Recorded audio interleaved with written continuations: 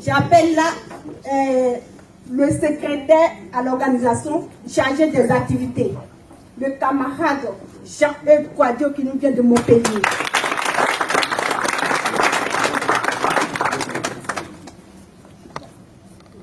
Secrétaire adjoint à l'organisation chargée des activités. Parce que là, désormais, je vais respirer. Cette première activité, on n'a pas mis ce secrétariat en place et ça a été un peu difficile pour la présidente. Donc désormais, il y a des secrétaires pour ça. Pour les prochaines activités, c'est pour nous, bien sûr, la prochaine fois, ça sera à Marseille. Comme je le disais tantôt, nous, on est là pour avoir les jeunes de la France. Et la prochaine activité va se tenir à Marseille. Nous, Marseille. Les camarades de Marseille, vous êtes avertis. Moi, je n'aime pas tout ce qui est à peu près. J'aime balèze. Donc, vous êtes avertis. J'appelle la secrétaire.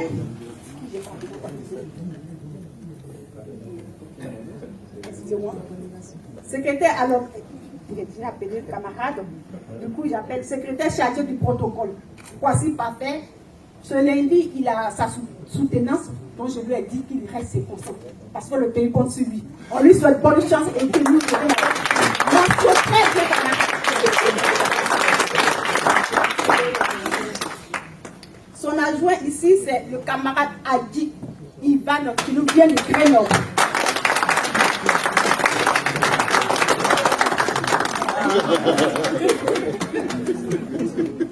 Monsieur le Président, voici le bureau de la jeunesse COGEF France, ceux avec qui j'ai travaillé jour et nuit, et je tenais également à saluer tous les autres camarades militants.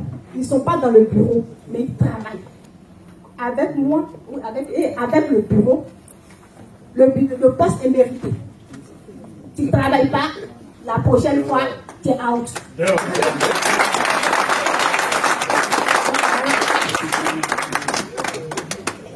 Et j'oubliais, désolé, Monsieur le Président, à côté de la présidente, on a des conseillers. Parce que dans la vie, il faut viser. Hein?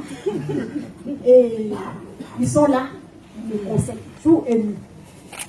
Le premier conseiller, c'est le camarade Lasma Pouchivel, moi je l'appelle le blanc de son nom. Il nous vient de Marseille.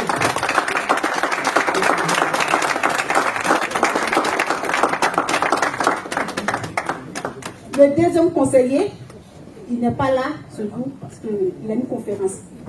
Je l'appelle mon architecte. Et effectivement, c'est un architecte. Il s'appelle Yapo Hervé, il nous vient de Grenoble.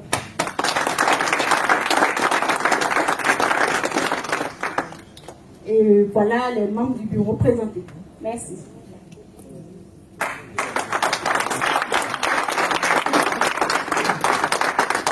Merci, Présidente.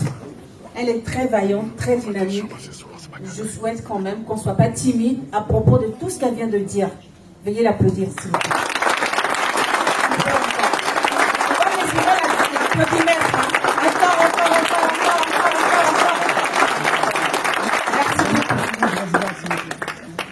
Désolé, il y a une erreur qui a été faite de ma part. Camarade, je m'en excuse.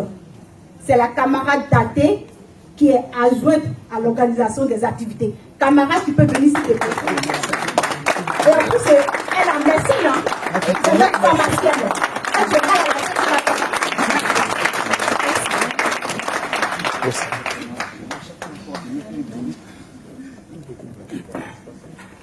Merci beaucoup, camarades, de cette belle initiative. En tout cas, je suis flattée de savoir que la jeunesse et cette génération peut prendre le relais tranquillement. Merci beaucoup. J'aime bien cette assemblée. Et je suis venu ici. Mais j'avais quelque chose en tête que je voulais partager avec vous. C'était les valeurs. C'est vrai que tout à l'heure, je vous ai parlé d'idéologie, communisme, socialisme. Tout ça, ce sont des thèmes génériques. Ce sont des idées philosophiques. C'est des courants, des pensées politique, économique. Mais il est d'abord bon, malgré ça, qu'on puisse au moins s'identifier de quelle idéologie nous sommes proches. Le COJEP est d'abord socialiste. Il faut que vous le sachiez. Le COJEP est un parti socialiste. Mais comme tout évolue et que tout est dynamique,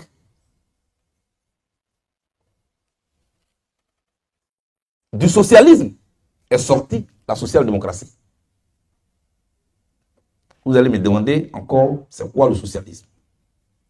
Le socialisme, c'est une doctrine, comme je vous l'ai dit tout à l'heure, une doctrine d'organisation sociale qui attend prévaloir l'intérêt général au lieu de l'intérêt de l'individu. Contrairement au libéralisme, qui fait prévaloir les droits de l'individu, les intérêts de l'individu. Le socialisme fait prévaloir l'intérêt général. Mais l'homme au centre de son action, de sa pensée. Mais la social-démocratie, elle, bien entendu, elle fait partie du socialisme, mais elle est plutôt de tendance modérée. C'est ça. Et elle tend, en respectant le libre jeu du marché, que vous connaissez, elle tend à humaniser le capitalisme. Elle tend à aller vers une société d'égalité. Elle est à l'écoute des syndicats, des groupes constitués. Voilà ce qu'elle fait. Et c'est ce que le COJEP est. L'homme est au centre de ce que nous faisons, de ce que nous pensons. Nous ne nions pas qu'il faut des moyens de production. Mais il faut donner un visage humain à cela, en prenant en compte les intérêts du peuple. L'école gratuite, créer les conditions pour que même le plus pauvre ne meure pas parce qu'il n'a pas d'argent. Donc aller vers l'assurance, qu'on appelle aujourd'hui l'assurance universelle. Chers amis, voilà ce qu'est le COJEP. Mais tu peux avoir tout ça. Si tu n'as pas des hommes de valeur, tu ne peux aller nulle part. Et regardez notre société aujourd'hui, c'est qu'elle est. Et c'est par là que moi, je voulais partager mes valeurs avec vous. D'abord, la conviction. La conviction. Je ne sais pas bien écrire, hein, parce que je suis habitué à l'ordinateur. Il y a longtemps que je suis sur l'ordinateur. Donc, la conviction. Voilà. C'est quoi la conviction? C'est l'état d'esprit de quelqu'un qui croit à ce qu'il pense. De quelqu'un qui est ferme sur ce qu'il pense ou sur ce qu'il croit être juste. C'est ça la conviction. Soyez des hommes de conviction. Soyez des femmes de conviction. Mais la conviction, elle s'accompagne de la constance.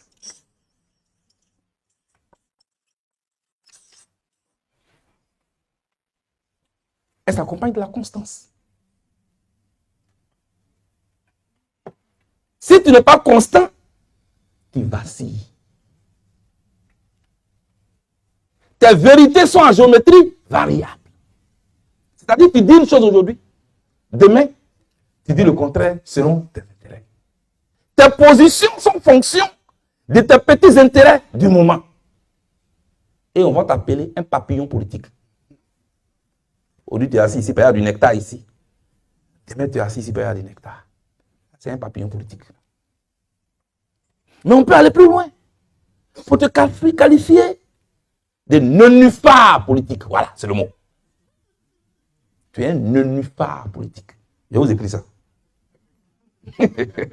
Voilà. Nénuphar. Nénuphar. C'est comme ça. Tu es un nénuphar politique. Le nénuphar, vous connaissez? C'est une plante aquatique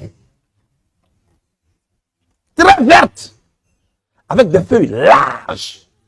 Et ça est sur l'eau. Il n'y a rien en bas. Au moindre vent comme ça, à la moindre vague, c'est parti, tu vois les nénuphars venir comme ça. Ne soyez pas des nénuphars politiques. Jeunes de Côte d'Ivoire.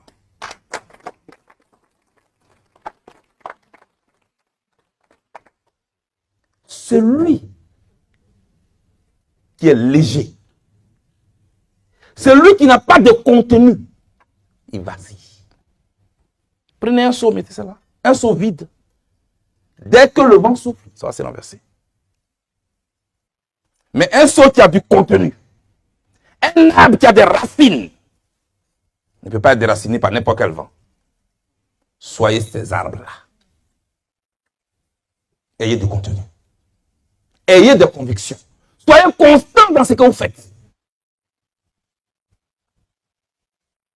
Ne raisonnez pas selon vos intérêts du moment. On ne peut pas bâtir, quelle que soit ton idéologie, quelle que soit ton offre politique, quelle que soit ta valise de diplôme, si tu n'as pas de conviction, si tu n'es pas quelqu'un de constant, si tu es un nénuphar politique, tu es inutile à la société. Tu es même dangereux même. Inutile est mieux même. Tu es dangereux. Et puis il y a la loyauté. Vous voyez? La loyauté. C'est-à-dire être fidèle à tes engagements que toi-même tu as pris. On ne t'a pas envoyé. Hein? Tes engagements que toi-même tu as pris.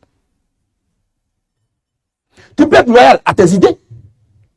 Et tu peux être loyal à quelqu'un avec qui librement toi tu as décidé de travailler. Même quand il est à genoux. Même quand il est à terre. Même quand il est incliné. Même quand il est en difficulté. C'est là que tu dois lui prouver ta loyauté. Ce n'est pas là que tu le quittes. Tu es dangereux. Tu n'es pas inutile. Inutile même mieux.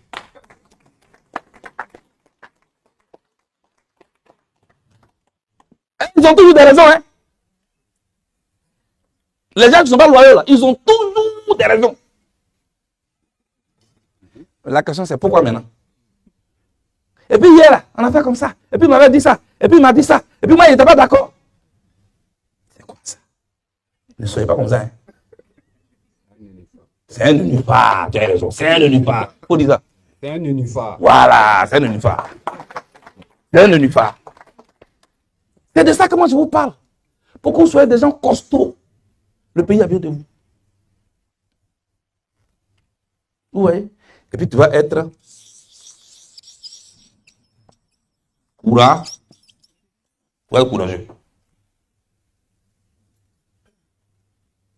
Ça, la conviction, la loyauté, ça c'est une force, c'est une qualité morale. Ça c'est une qualité morale. Mais le courage, c'est une force de caractère. Voilà. C'est la différence. Ça, c'est une qualité morale. La conviction, la loyauté. Le courage, c'est une force de caractère. Qui te permet d'affronter le danger.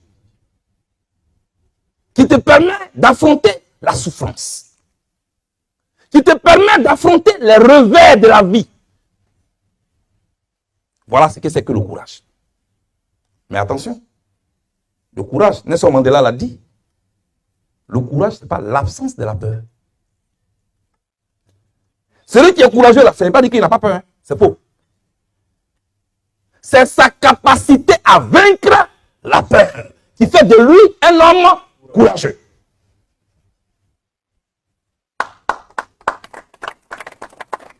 Voilà. Voilà ce que c'est. On peut être courageux et on peut être prudent. Souvent, on parle du recul de quoi? En Afrique, on dit quoi? Le recul du... Merci. Le recul du bélier. On n'a pas dit la fuite du bélier. On dit le recul du petit. Il y a encore une autre expression qui dit il faut reculer pour mieux sauter. C'est ça. Reculer pour mieux sauter. Voilà, ça c'est la vie. Hein. C'est pour que vous fassiez la différence entre le courage et la folie. Quand je partais au Ghana, mon enfant avait 1 an et demi. Je l'avais en main. Dans une pirogue. Je vous dis ça aujourd'hui. Dans une pirogue. Je me suis caché d'abord dans un village qu'on appelle Nougwa 1. C'est la frontière ivoiro. J'étais avec mon épouse. J'étais avec Dr Saraka. Il a commencé à pleuvoir vers 21h. J'ai réveillé mon épouse. J'ai dit, il est l'heure pour qu'on parte. Elle dit, il pleut. J'ai dit, c'est ça qui est bon pour moi. Quand il pleut là, chacun est dans sa maison. Personne ne va me reconnaître. Allons-y. C'est là que ça se passe. Parce que j'avais été tellement médiatisé. On fêtait déjà ma mort au Golf Hotel. Tout le monde disait que Bleu Goudé était mort. Donc moi, je savais ce que je risquais. On était tous poursuivis ensemble. Mais on ne risquait pas le même danger. La preuve, tout le monde est rentré aujourd'hui en Côte d'Ivoire. Moi, je suis encore ici. Donc c'est quand il pleuvait là, il dit, viens, il faut te lever en partie. La fille qui était ma première fille, elle a été sur toutes les pancartes des campagnes du président Gbagbo. Elle avait 6 ans. Elle vient d'avoir son bac.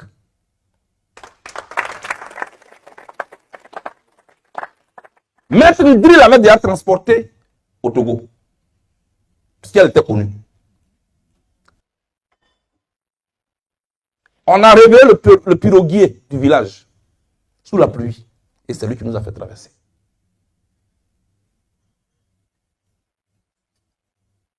Quand on traverse la Bia, on tombe sur Nougwa 2, qui est un village ghanéen. On nous a mis dans un salon, le temps de trouver un véhicule, où on a dit qu'on allait dormir là, ouais, je crois. Et puis le jeune Ghanéen qui a envoyé de l'eau à boire, il parle un peu français. Il dit, mon général, bonjour. Je dis, ici là, la nuit là, mon général ici. Je dis, aïe. Mon général, comment tu vas? Je dis, je vais bien. Donne-moi un deuxième gobelet d'eau. Puis moi, je voulais l'éloigner. Puis il est parti. J'ai dit à ma femme, on ne dort pas ici. On va gagner temps. Et notre guide, je lui ai dit, va m'arrêter un véhicule à Elibou. Il dit, j'ai dit un grumier. Il dit, monsieur le ministre, j'ai dit un grumier. Il dit, non, il y a des jolis. Il dit, un grumier. Personne ne me croira d'un grumier. Il faut toujours être là où l'ennemi ne peut pas te croire. C'est la manière de voler de l'épervier qui apprend au poussin à se cacher.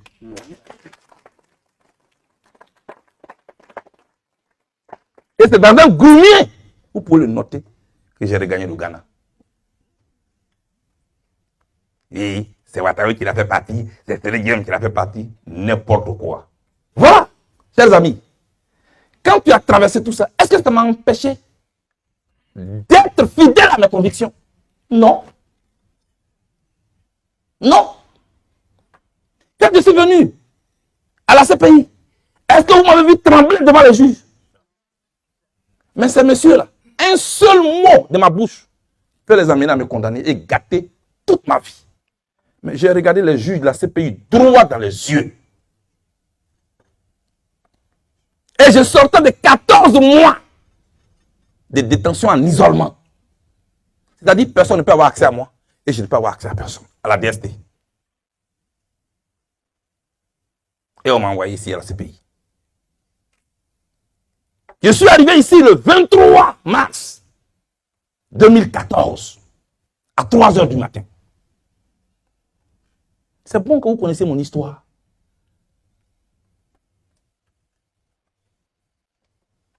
Et c'est 4 jours après, c'est-à-dire le 27 mars, qu'il y a eu l'audience de première comparution de Charles Bleu Goudé. C'était le 27 mars 2014. Ce jour-là, je n'ai pas tremblé. J'ai dit au juge, moi, quand vous voyez là, j'étais pro Gbagbo hier.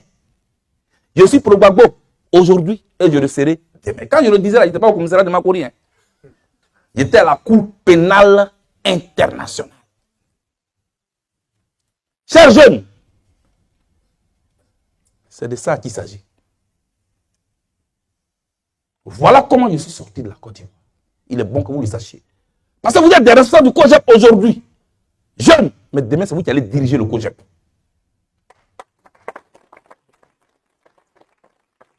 Soyez des hommes de conviction. Et ne confondez pas le combat et la querelle.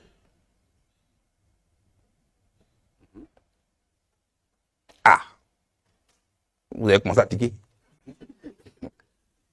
Chers amis, j'étais ici.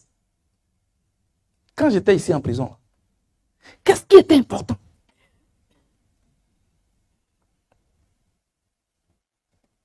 Est-ce que ce qui était important, c'est que je me mêle de ce qui s'est passé dehors? C'est ce qu'on attendait de moi. Pourquoi il ne donne pas sa position? Vous attendez ça aussi. Il n'est qu'à être clair là. Blé Goudé n'est pas clair. Je suis clair. Mais je ne dis pas ce que vous avez envie d'entendre. Et au moment où vous avez envie de l'entendre. Et je le répète encore, je ne suis pas un fonctionnaire international qu'on a affecté à la haie. Je ne suis pas un touriste. Je suis venu ici au nom de notre cause commune. Parmi des milliers de collaborateurs du président Laurent Gbagbo, on m'a envoyé ici. Et depuis, je suis là, alors que tout le monde est rentré en Côte d'Ivoire. Moi, j'ai fait quoi de particulier? C'est la même cause là qui m'a envoyé ici. Et je suis encore ici. J'attends beaucoup de bruit. J'attends beaucoup de bruit. Mais je ne vais pas répondre. Parce que mon pays est blessé. La Côte d'Ivoire revient de loin.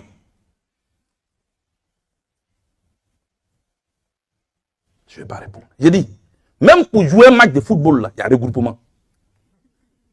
Serge Aurier quitte l'Angleterre. Gradel quitte la France. Sérédier quitte la Suisse. Et puis il se regroupe. Allaire quitte la Hollande. Parce que lui joue à Ajax. Et puis il se regroupe. Mais tous les autres sont regroupés. Moi, je ne suis pas là. Et puis on dit, mais pourquoi il ne vient pas jouer dans l'équipe? Quand on jouait, on a blessé mon pied. Devant vous, on m'a mis sur civière, on m'a laissé sur le terrain.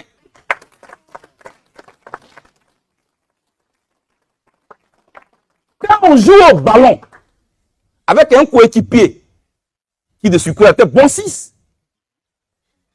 Quand on court du match, un bon meneur de jeu, milieu défensif, on l'a blessé au cours du match. On l'a blessé au cours du match. On l'a mis sur civière. Devant vous tous, devant le monde entier, Blé Goudé a été mis sur civière. On l'a sorti du terrain. On lui a donné carton rouge. J'ai dit, en plus de la blessure, on lui a donné carton rouge. Et puis, mais pourquoi il ne vient pas jouer dans notre équipe? Pourquoi il ne vient pas jouer dans notre équipe? On peut faire ça. On peut faire ça. On peut faire ça. Voilà.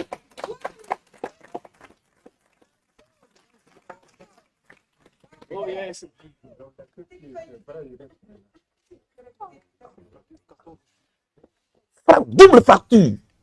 Double fracture, carton rouge.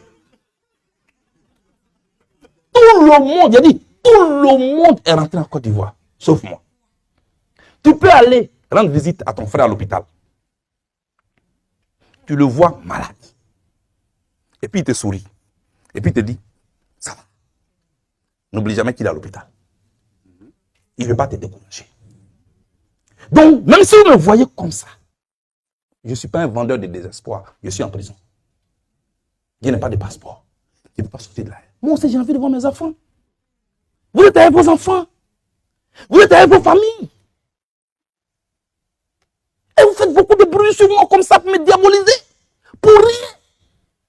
Après avoir fait face au tribunal de Bensouda, je vais encore faire face à votre tribunal. Oh, on peut faire ça. Voilà. Mais je vais m'arrêter là aujourd'hui pour ça. Quand on va se regrouper en Côte d'Ivoire, on va parler. Oui. Gbagbo Laurent est arrivé en Côte d'Ivoire, il ne parle pas de Blé Goudé. Mais depuis quand Gbagbo parle de moi?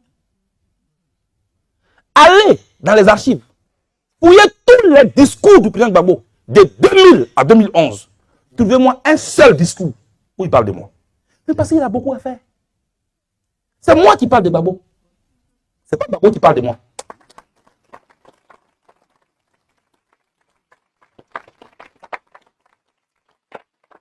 C'est moi qui parle de Gbagbo. Ce n'est pas Gbagbo qui parle de moi. Parce que chaque fois, il y a un nouveau thème. Hein? Chaque jour, il y a une nouveauté. Chaque jour, il y a un nouveau défi. Merci beaucoup. Oui. On m'a attrapé au Ghana. On m'a attrapé au Ghana. On dit oui, il a fait un deal. Il n'est pas en prison. Mes voisins de prison sont vivants. Quand je vais arriver en Côte d'Ivoire, je les présenterai à tous les Ivoiriens. J'étais à la DST avec eux, ils sont encore vivants. Et on disait que j'habitais chez Feu Ahmed Bakayoko. C'est pas la méchanceté, ça. On me transfère à ce pays. On dit non, où il va là? C'est pour témoigner contre le président Gbagbo. Tout le monde a suivi le procès en direct. J'étais plus qu'un avocat pour le président Gbagbo.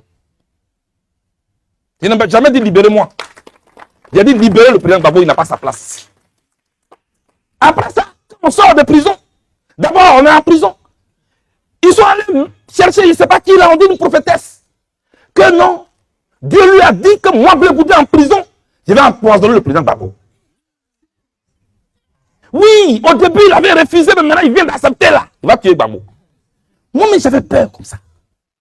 J'ai dit, si quelque chose arrive à ce monsieur-là, je vais avoir des problèmes. Dieu merci, on a été acquittés. Le 1er février, vous ne pouvez pas imaginer, était un soulagement. Après, encore dans la même prison là, on dit non, il a giflé Gbagbo. Moi, mais j'ai bu quelle drogue? Après, quand on sort de prison maintenant, on dit non, Gbagbo en Belgique, Gbagbo n'appelle pas Blé Goudé. Mais c'est moi qui devais pleurer pour venir dire, ah, mon papa ne m'appelle pas. Le président Gbagbo m'appelle. Mais c'est eux qui font publicité de ça. Gbagbo ne l'appelle pas. Ça là, c'est fini maintenant. Hein. Il y a maintenant nouveauté. Hein. Depuis que Gbagbo est arrivé à Abidjan, il ne parle pas de lui. Mais la nouveauté maintenant. Le président Gbagbo a créé un parti politique nouveau. Blé Goudé ne pas rentrer dedans. C'est un traite. Oh, on peut faire ça. On ne peut pas faire ça.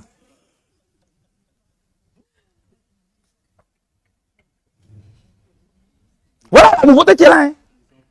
Mais je suis ici. J'attends aussi d'avoir mon passeport pour vous retrouver sur le terrain et puis on va analyser ensemble. Tout le monde sait que la politique, là, le béaba de la politique, on dit les réalités du terrain. Tout le monde le sait. Mais je veux être ici et puis on veut déjà me liquider. On veut forcément m'opposer au président Gbagbo. En fait, si vous avez vu de manière linéaire, toutes les accusations farfelues qui se sont écoulées comme un château de cartes, l'objectif était là connu. M'opposer au président Gbagbo. Là maintenant, non. Il n'a pas dit qu'il est le fils de Gbagbo. Bon, Gbagbo a créé parti politique. Pourquoi il n'est pas là-bas? C'est un traître. J'ai dit, le monsieur là, il vient d'arriver. Il est en train de s'organiser. Mais c'est normal qu'il s'organise. Lui, il n'a pas dit mon nom, il sait pourquoi. Ah, lui, il sait pourquoi il n'a pas dit mon nom. Il sait où je suis. Il sait dans quoi je suis. Puisqu'on était dans ça ensemble.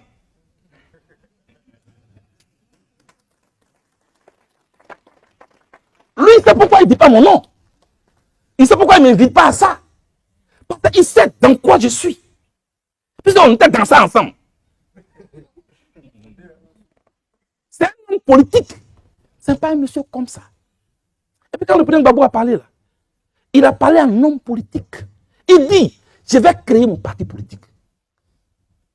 Et il a cité des noms. Il dit, venez avec moi dans mon parti politique. Les autres ne veulent pas venir là. Vous pouvez garder vos partis et être des alliés. Ça fait deux options. C'est un homme politique qui a parlé. Que Dieu vous bénisse.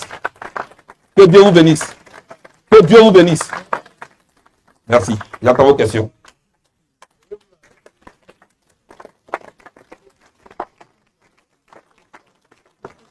Bonsoir à tous. Bonsoir au président Charles Blé Goudé. Avant tout propos, si vous me permettez, nous sommes à une réunion de famille où le père est assis, les oncles sont assis. Donc, permettez-moi de parler comme en famille. Avant de poser ma question, j'ai un petit témoignage à raconter avec l'histoire de M. Charles Blé Goudé, aujourd'hui président du COJEP. J'arrive en 2018 en France et je suis à Strasbourg et fougueux de la politique, je rentre dans un débat politique avec un de mes enseignants qui est directeur de la chambre régionale de l'économie à Strasbourg. Et dans ses propos, nous étions au Sénégal pour un travail. Et dans ses propos, il avait tendance à diaboliser le leader Charles Blé Goudé. Pendant ce temps, il y avait des amis togolais, sénégalais qui étaient là. Et à ce niveau, j'ai dit, monsieur, vous ne connaissez pas Charles Blé Goudé, donc ne dites pas ce que vous ne connaissez pas. Mes amis, à cette période-là, m'ont regardé comme ça. Ils disent, mais celui-là, il n'a pas pitié de lui. Il vient d'arriver en France, c'est lui qui parle comme ça aux gens. Et après mon Master 2, il y avait un poste d'ingénieur de projet à Strasbourg, d'ingénieur d'études économiques. Et dans mon jury, c'était ce monsieur-là qui était à l'intérieur. Et dès qu'il me voit rentrer, il commence à sourire. Je dis, c'est mort pour moi.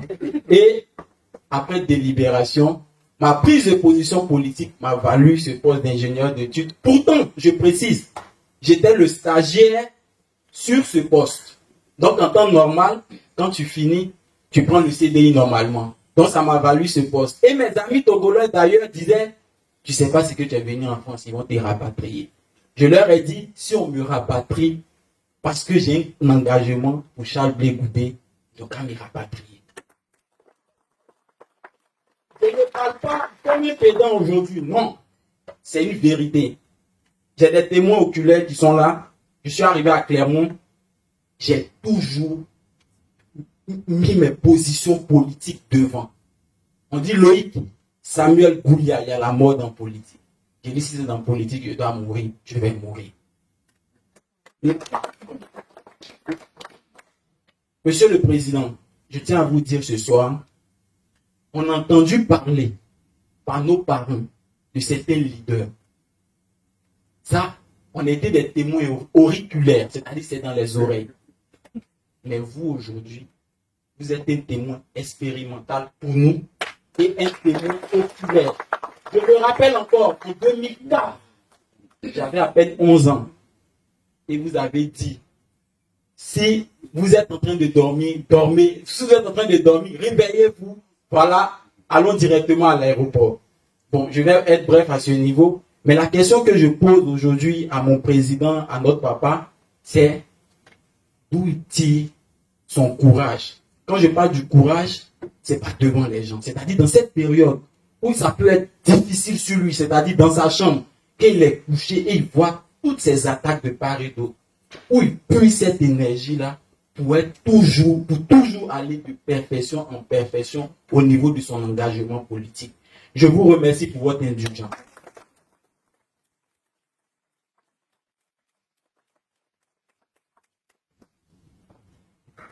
Bien, rappelle-moi ton nom. Loïc Samuel Goulia. Merci. Merci pour ton coup. C'est là. C'est là. Parce qu'en ce moment, dit sa part de vérité. À cette époque-là, à un moment où ce qui était considéré comme une vérité, c'était risqué pour toi. Tu l'as fait. Galilée a dit que la terre tournait. On lui a... Aujourd'hui, qu'est-ce qu'on étudie? On dit la terre tourne.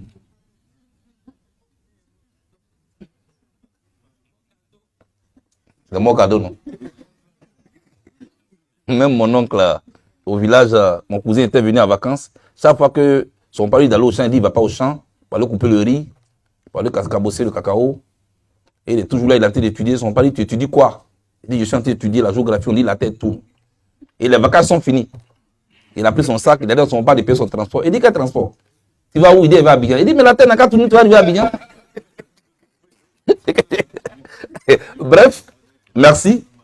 Je pense que, je ne sais pas quoi répondre, mais dis que c'est la conviction. Tu as vu que toi-même, qu'est-ce qui t'avait poussé à dire à cette époque-là, parmi tous tes amis, comme tu viens de le dire, tes camarades étudiants, de contredire ton professeur? On peut dire, mais d'où tu tirais ça? C'est ta conviction. C'est cette même conviction-là qui me pousse à être calme et à être serein. Parce que je dis, je veux être un modèle pour vous.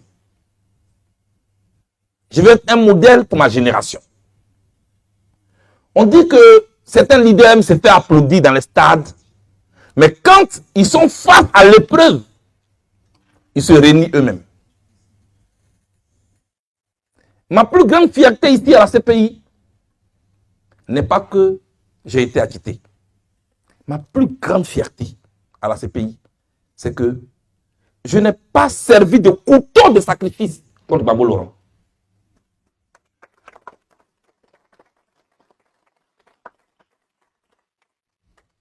Ma plus grande fierté, quand j'étais là face à des juges que je ne connais pas, à qui on a déposé de gros dossiers contre moi, je pouvais trembler. Mais ma plus grande fierté, Loïc, ce n'est pas mon acquittement.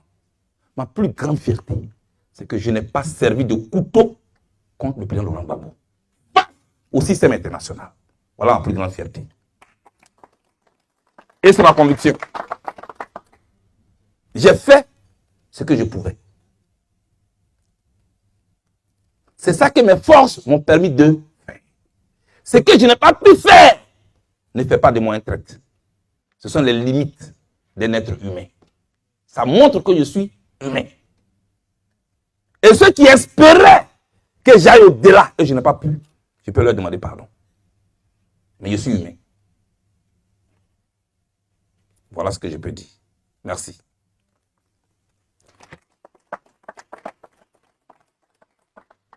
Merci beaucoup, Monsieur le Président. Donnez la parole.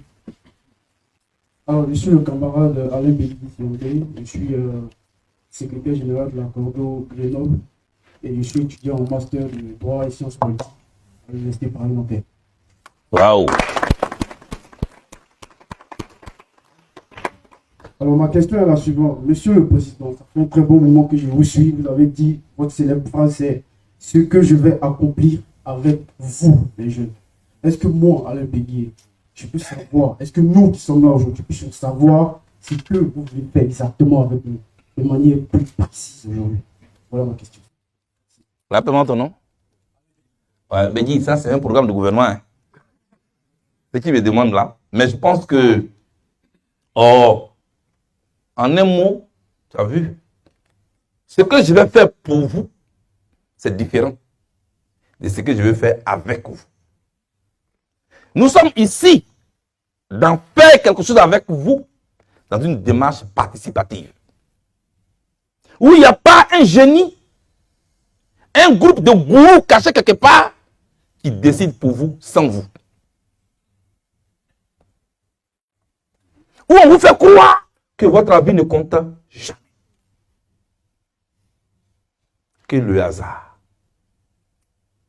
que papa nouveau, que Père Noël va venir et vous offrir des petits bonbons.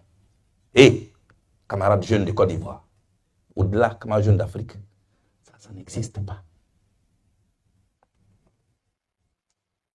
Je vous l'ai déjà dit, la main qui donne est la main qui ordonne. D'accord? Quand tu reçois des miettes, quand tu reçois des cadeaux, apprête ton esprit à recevoir des ordres. J'ai dit aux femmes, celui qui t'entretient, il te tient. D'abord, cette base-là, elle doit être établie. Ou toi, je veux te donner l'estime de ta personne. Parce qu'en Afrique, en général, pas seulement en Côte d'Ivoire. Il y a un manque d'estime de soi.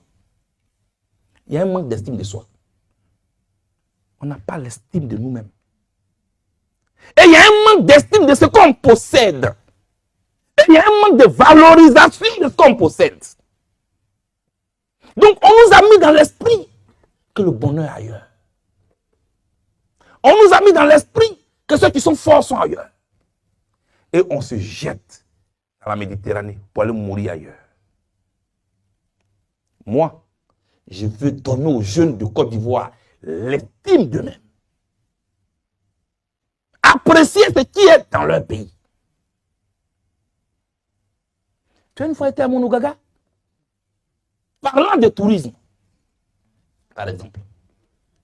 Tu as une fois été à la baie des Sirènes? Hein? Nous sommes là-bas à Bérébi. Mon gars, tu n'as rien à vivre à Saint-Tropez ou bien quoi. La Côte d'Ivoire a des richesses. La Côte d'Ivoire a des espaces touristiques qu'il faut valoriser. Il y a des pays qui ne vivent que de tourisme. Le Kenya, le Sénégal, le Rwanda. Les gens vont faire le safari au Rwanda, au Kenya.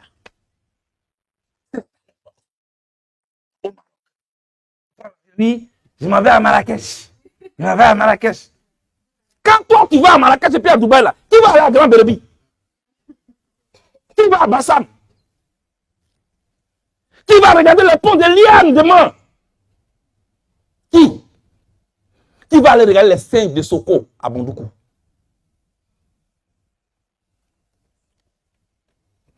Qui va aller à Taï? Qui va aller regarder les cellules à Bondoukou? À Sapia? Qui ira regarder les cellules de Sapia? Comment on le valorise? Tout cela, tout ce potentiel. Regardez le littoral que nous avons. C'est une richesse. Il nous faut seulement des leaders qui ont une vision. Il a failli dire Amen. Mais oui, il nous faut, oui, parce que les Chinois là, regardez. J'ai dit, j'étais en classe de 4e et en 3e. Je n'ai jamais oublié. On nous enseigne quoi en géographie? Ils ont faim parce qu'ils sont nombreux. Voilà ce qu'on nous enseignait sur la Chine. La Chine faisait partie de ce qu'on appelait le tiers-monde. Ils sont plus dans le tiers-monde, hein. Ils sont dans le monde même.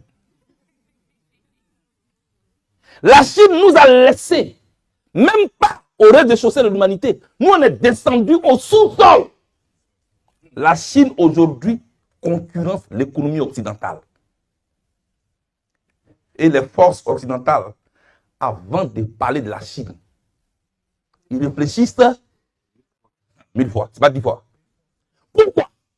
La Chine, ce n'est pas Dieu qui est descendu. Ce sont des dirigeants qui ont conçu. Avec l'amour de ce qu'ils ont, l'estime de leur peuple, l'objectif de vouloir valoriser leur pays et le hisser au rang des pays compétitifs dans le monde. Dès que notre leader a mal à la dent, il me soigner à Paris. Il a mal à la tête. Je m'en vais au Maroc. Maroc, là, l'hôpital qui est là-bas, c'est toi qui as construit. C'est ton camarade ministre de la Santé qui a construit. Si je n'ai pas de vision, que je vais décliner en projet de société, que je vais plus tard décliner en programme de gouvernement, on va tourner en rond pour rien. Tu vas avoir tous les projets de société aussi. Mais si tu n'as pas des citoyens qui se considèrent chacun comme le soldat, comme l'ambassadeur, comme le directeur commercial de son pays, tu perds ton temps.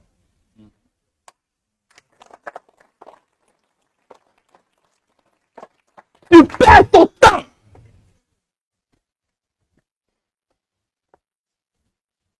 C'est quoi la morale? C'est quoi l'état d'esprit? Quelle société on veut bâtir?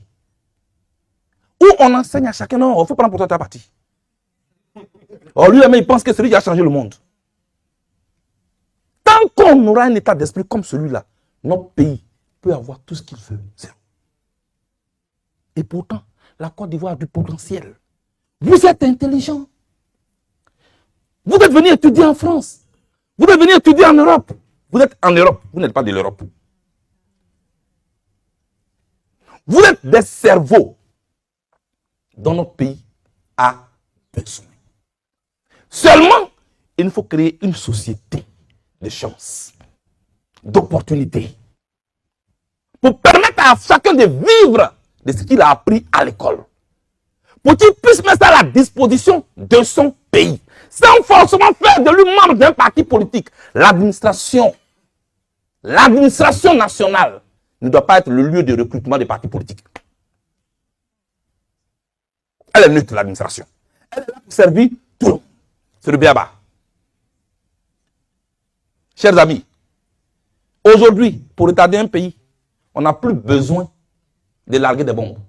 Ce n'est pas moi qui le dis. C'est des observateurs plus aguerris que moi qui le disent. Il suffit seulement de bloquer le système éducatif et c'est terminé. Vous allez abrutir le peuple. Et le pays aura des dirigeants abrutis. J'ai une vision pour la Côte d'Ivoire qui commence d'abord par l'estime de soi. Il faut donner l'amour du pays aux Ivoiriens. Leur donner l'amour de rester chez eux. S'il n'a plus de liberté chez lui, il reste chez lui. S'il sait qu'il ne va pas à l'école pour rien, il reste chez lui. Parce que les gens fuient. Mais ils fuient quoi? La misère, l'insécurité, la répression, la discrimination, l'injustice, oui, la corruption, les inégalités, le manque d'opportunités. Le gars est parti à l'école, c'est payé 800, il a eu tous les diplômes. Il gère la cabine téléphonique. Et ça, ce n'est pas une question. Je n'indexe pas seulement le pouvoir Ouattara. La classe politique, c'est elle qui est interpellée, y compris moi-même.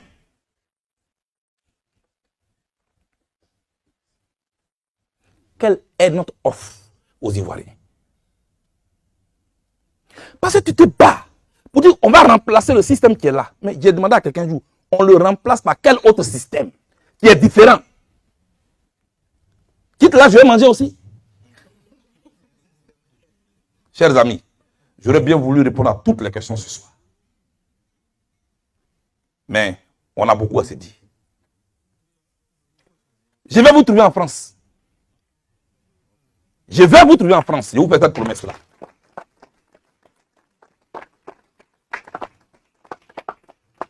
J'étais allé en France pour dire merci.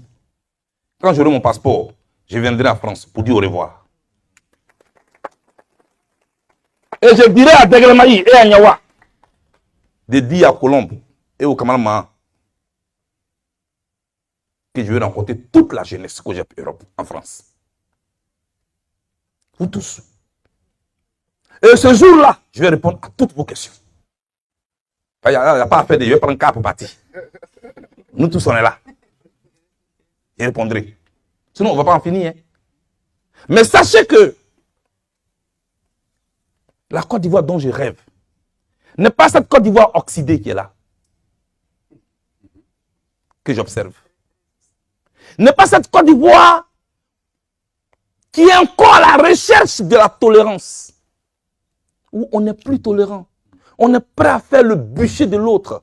Dès qu'il a une idée, une conviction, une opinion différente de la nôtre, on est prêt à le brûler. C'est un traître. Qu'est-ce qui nous arrive? Qu'est-ce qui nous arrive? L'idéal pour lequel on se bat est un idéal de confrontation d'idées. Et notre pays revient de loin. La Côte d'Ivoire revient de très loin. Malheur à celui qui va encore la replonger dans le feu. Malheur à celui qui va encore la replonger dans le feu. Moi, je suis ici. J'attends beaucoup de choses. Mais j'estime que notre pays est blessé. Qu'il y a plus important que ça. Donc, pour le moment, je n'ai rien à dire.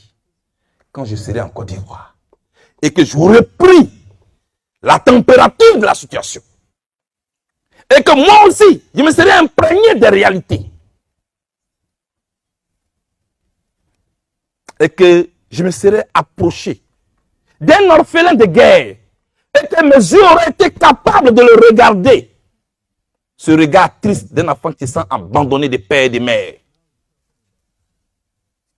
Que mes yeux pourront affronter une veuve qui se sent seule. En ce moment-là, je pourrais moi-même me regarder dans le miroir pour dire, ai-je fait et bien fait ce que je devais pour mon pays.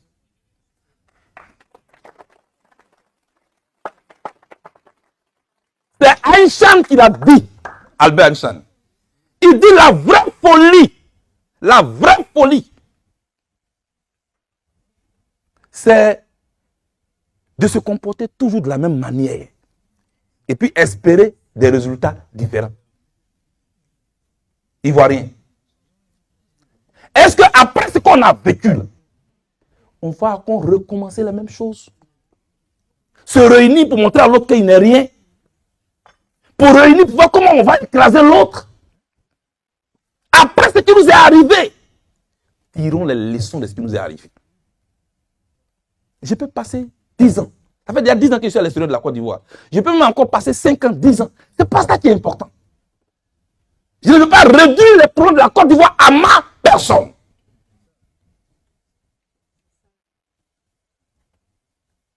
Qu'est-ce qu'on dit là? C'est à cette question qu'on doit répondre. Quelles leçons avons-nous tirées de ce qui nous est arrivé? Pourquoi ça nous est arrivé? Ne cherchons jamais à triompher de qui que ce soit. Ne cherchons pas à humilier l'autre. Je le répète encore. Pour grandir, tu n'es pas obligé de rabaisser l'autre. Pour avancer, tu n'es pas obligé de retarder l'autre. Pour être propre, tu n'es pas obligé de salir l'autre. Parce que la boue que tu vas prendre pour lancer sur lui là, tiens, ça peut salir ta chemise aussi. Hein. Soyez tolérants. Et soyez des ambassadeurs, des directeurs commerciaux pour la Côte d'Ivoire. Les régimes vont passer. Les présidents vont passer. Moi-même, un jour, je peux ne plus tenir ce micro. Regardez l'intérêt de votre pays. Regardez l'intérêt de votre pays. Je vous en prie. Vous êtes des militants COJEP, jeunes face à moi. Mais au-delà de vous, je m'adresse à la Côte d'Ivoire plurielle. Quand je vais rentrer en Côte d'Ivoire, je ne rentre pas en tant que président du COJEP. Je veux parler à tous mes frères. Je veux parler à toutes mes sœurs. Dieu merci, nous sommes en 2021. Il n'y a pas d'élection en 2022. Non, on ne dirait pas que c'est parce que je veux être candidat que je parle. Il n'y a pas d'élection en 2023. Il n'y a pas d'élection en 2024. Mais est-ce qu'on va attendre 2025 pour venir encore jouer les pompiers? Tirons les leçons de ce qui nous est arrivé. Merci d'être venu. Merci d'être venu ici. Merci d'être venu ici. Que Dieu vous bénisse. Et casser, nyepe, nani nyogre mio. Nyuto kamembra, jara nyu semao, c'est cameo, yeah. Et ka jobli.